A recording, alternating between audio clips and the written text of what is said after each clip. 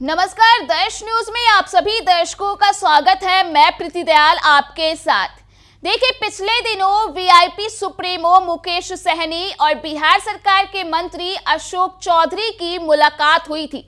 इस मुलाकात के बाद यह चर्चा शुरू हो गई थी कि कहीं ना कहीं एनडीए से मुकेश सहनी की नजदीकियां बढ़ रही है।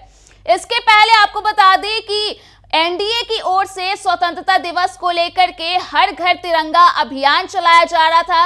इस अभियान को लेकर के प्रधानमंत्री नरेंद्र मोदी ने लोगों से अपना सोशल मीडिया अकाउंट पर जो प्रोफाइल है उसे बदलने की अपील की थी, जिसके बाद देखा गया था कि मुकेश सहनी ने सोशल मीडिया अकाउंट एक्स का जो प्रोफाइल है वो बदल लिया था। उन्होंने अपने प्रोफाइल से अपना फोटो हटा करके तिरंगे का फोटो लगा दिया था, जिसके बाद उन्होंने अशोक चौधरी से मुलाकात की थी। इस मुलाकात के बाद ही यह चर्चा शुरू हो गई थी कि कहीं ना कहीं 2025 में जो बिहार विधानसभा चुनाव होने वाला है उससे पहले एक अलग ही तस्वीर निकलकर सामने आ सकती है। कहीं ना कहीं एनडीए की ओर खींचे चले जा रहे हैं मुकेश सहनी। लेकिन आपको बता दें कि आखिरकार मुलाकात के दौरान क्या कुछ बातें हुई। जी हां, मुकेश सहनी और अशोक चौधरी के बीच उस दौरान उस दिन क्या कुछ बातचीत हुई और क्या वाकई में एनडीए की ओर मुकेश सहनी का झुकाव हो रहा है, उसे लेकर के आज अशोक चौधरी ने खुद ही अपना बयान दे दिया है।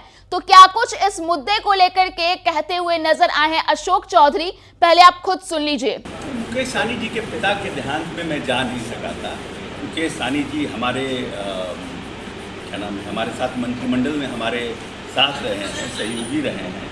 मेरा बहुत कोई उनके साथ व्यवहार अच्छा रहा है, मित्रवत रहा है।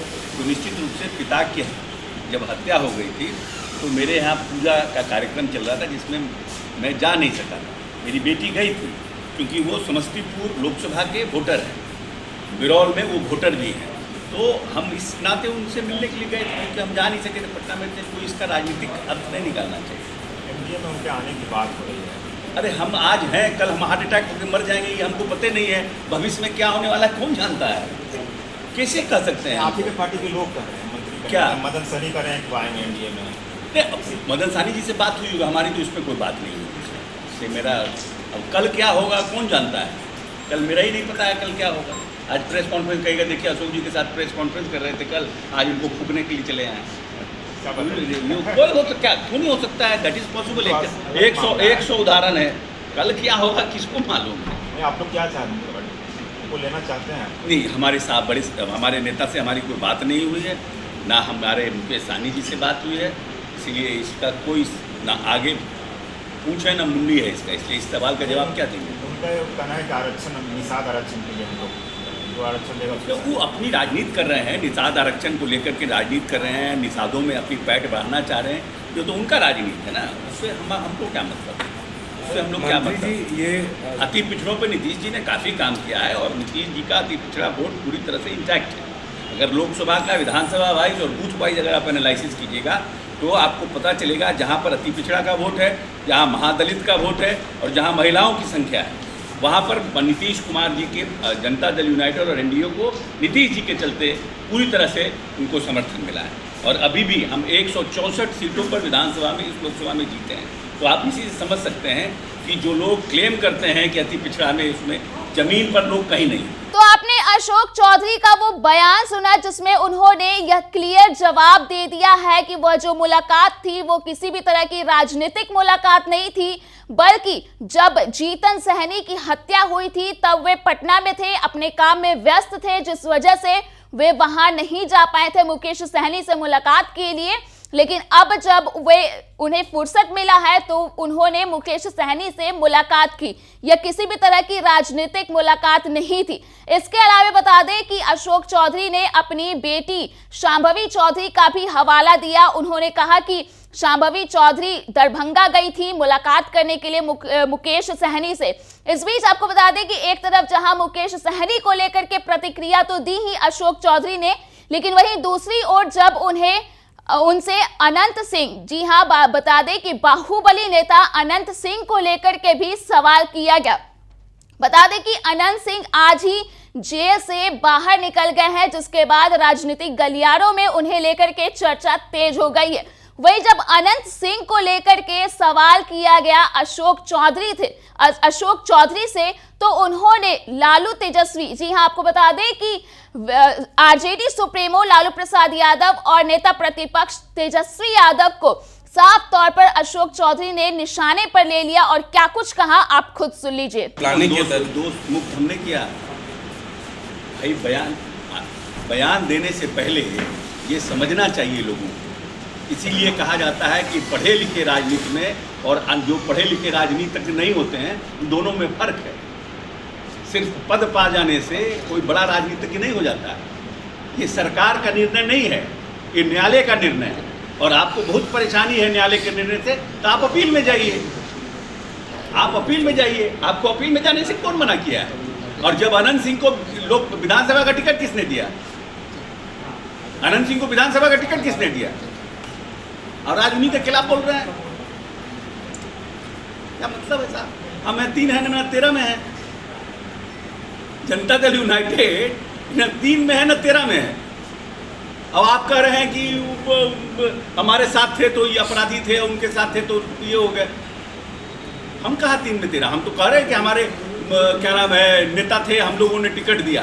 अब वो नाराज होकर हमसे नीतीश जी से चले गए उनके साथ, तो आप ही ना संरक्षण दिए उनको।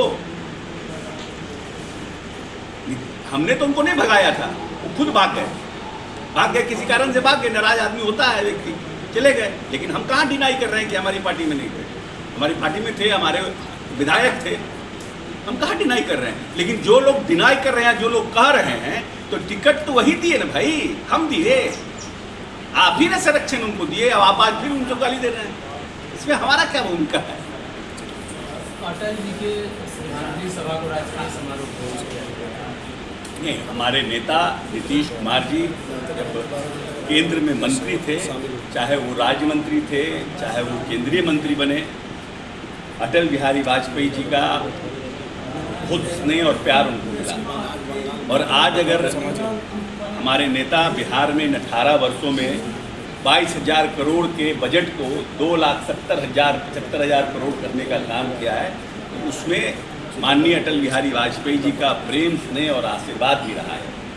तो इसीलिए माननीय नेता ने सोचा कि इनकी पुण्यतिथि, इनकी जन्म तिथि को तो हम लोग सरकारी बनाते ही थे, और इनकी पुण्यतिथि को भी मनाने का काम करें, क्योंकि अटल बिहारी वाजपेयी सभी राजनीतिक दलों से ऊपर के व्यक्ति थे। उनके काव्य पाठ, उनकी लेखनी, उनकी राजनीति में उनके किए गए निर्णय, चाहे हमारा पोखरण का इशू हो, हर तरह से अटल बिहारी वाजपेयी ने एक समृद्ध हिंदुस्तान को बनाने में एक महती भूमिका का निर्वहन किया है। इसीलिए अगर साल में उनको 2 बार माननीय नेता नीतीश कुमार की इच्छा पर याद किया जाएगा, तो आने वाली पीढ़ी को अटल बिहारी वाजपेयी पर गर्व होगा। सर, नीतीश कुमार पर तेजस्वी यादव, लालू यादव काफ़ी हमलावर है। जब से नीतीश कुमार कल बोले हैं कि 10 लाख की जगह 12 लाख नौकरियां दी जाएगी, लगातार विपक्ष कह रही है कि अभी नीतीश कुमार कहां से नौकरी लाकर देंगे, जब तेजस्वी यादव 10 लाख।